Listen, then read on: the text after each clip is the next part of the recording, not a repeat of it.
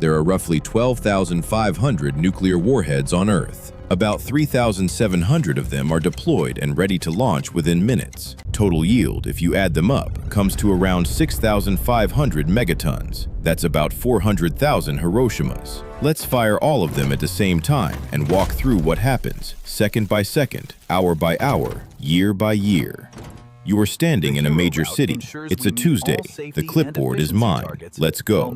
T-minus 5 minutes. Somewhere, an early warning radar picks up the launches. NORAD has roughly 6 minutes from detection to impact for an ICBM. The president of whichever country is being targeted has somewhere between 3 and 5 minutes to decide whether to launch a counterstrike. So they do, because that's what the doctrine says. The dead man switch is the entire architecture. Everyone fires and everyone fires back, all within the same 6-minute window. Server wipe initiated. No save file. T+0 seconds. The first warhead arrives. A typical modern strategic warhead is around 800 kilotons, about 50 times Hiroshima. It detonates a few hundred meters above the city, which maximizes the blast radius. Pick a major city. Within about a kilometer, everything is vapor. Within 7 kilometers, the fireball is hotter than the surface of the sun. The street you are standing on no longer exists as a concept. Technically, neither do you. That is the fastest part of this entire video. T+10 seconds. The blast wave catches up to the fireball. Wind speeds inside the wave hit around 800 kilometers per hour. Buildings within a 15-kilometer radius are flattened, not damaged, flattened. Windows shatter out to roughly 80 kilometers. If you were 50 kilometers away looking up to see what the bright light was, you got glass in your face as a parting gift. Congratulations. A new personal best for things going wrong on a Tuesday. This is happening in roughly 400 cities simultaneously. The shaded zones are expanding rapidly. Total area of effect damage from the initial blast, somewhere around 200,000 square kilometers vaporized. For context, that's roughly the size of the United Kingdom on fire. All of it, at the same time. T+1 hour. The fires have merged. When enough fires start close enough together, they generate their own weather, a firestorm.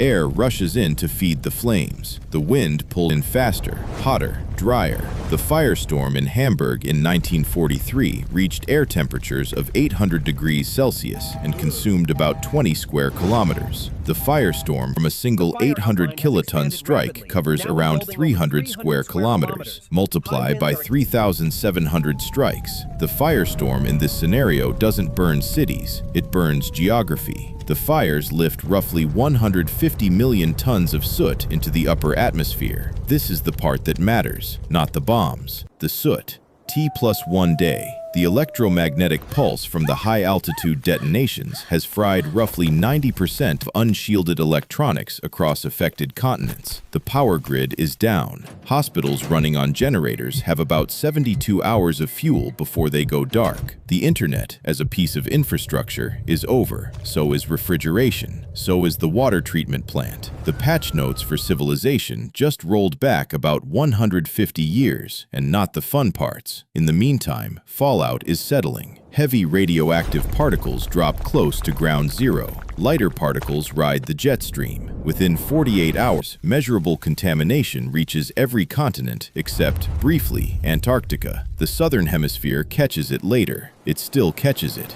Roughly 150 million people died in the first hour. About another 200 million die within the first week from burns, trauma, acute radiation, and the absence of anything resembling a hospital. We are now 8 days in. The bombs are done. The bombs were the easy part.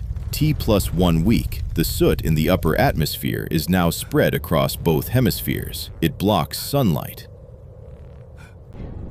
Global temperatures begin dropping. Models from the 2020s using 10 times less soot than the worst-case full exchange predict global cooling of around 10 degrees Celsius. The worst case predicts more like 20 to 25 degrees. Growing seasons shorten, then disappear. The boss fight nobody was preparing for is called Summer No Longer Exists. T+1 month. The first failed harvest happens in the southern hemisphere, which is mid-growing season. crops freeze. Argentina, Australia, southern Brazil, the food exporters that feed huge chunks of the world, produce nothing. Their reserves are about 3 months of domestic consumption. After that, they have one job: don't export. Most countries have around 60 to 90 days of strategic grain reserves. Run the math. The math is not friendly. T plus 6 months. The ozone layer has lost an estimated 50 to 75% of its mass due to nitrogen compounds released by the firestorm. The UV index, in places where sunlight gets through the soot, is roughly 25, 3 times what causes severe burns in 20 minutes. So you can either go outside and get cooked, or stay inside in the cold and starve. I've devised the perfect strategy for this scenario, and it is to have already been somewhere else for the previous 40 years. T plus 1 year. This is where the casualty count from the original bombs starts to look like a footnote. Famine across Africa, South Asia, and most of Eurasia is well underway. Estimates from the most cited models, Roebuck, Toon, Coop, put the death toll from nuclear winter famine at roughly 5 billion people over the first 2 years. The bombs killed 150 million in an hour. The food supply killed 5 billion over 2 years. The bombs are the short part. The bombs were always the short part. T plus 2 years. The total party kill is essentially complete. Some pockets survive. New Zealand, Patagonia, parts of Australia. Maybe 500 million humans, possibly fewer, depending on which model you trust. These projections are fading fast, and as you can see, the They're population surviving in a icons are colder, diminishing rapidly. dimmer, irradiated world with no global trade, no industrial agriculture, and a sky that's still gray. The agro radius of the atmosphere is now everyone. T plus 10 years. The soot finally clears. Sunlight returns to normal levels. Ocean temperatures begin to recover, slowly. The ozone layer is still depleted and will take roughly 30 years to mostly heal. Crops can grow again where there are people to grow them. The respawn timer on a global civilization is, conservatively, 10,000 years. We have the building plans. We don't have the steel. So that was the simulation.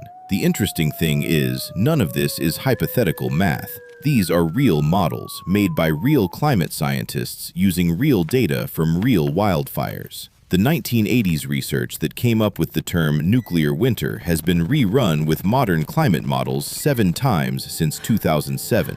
The numbers keep getting worse, not better, worse. 12,500 warheads exist right now. They are sitting in silos and submarines and bunkers, queued up, waiting for someone to make the wrong call in the wrong 6-minute window. We just walked through what they do. So, yeah, the good news is nobody has actually tried this. The interesting news is some people did try the next worst thing, just on the people in their own country. And in some cases, they did almost as much damage, with paperwork instead of warheads.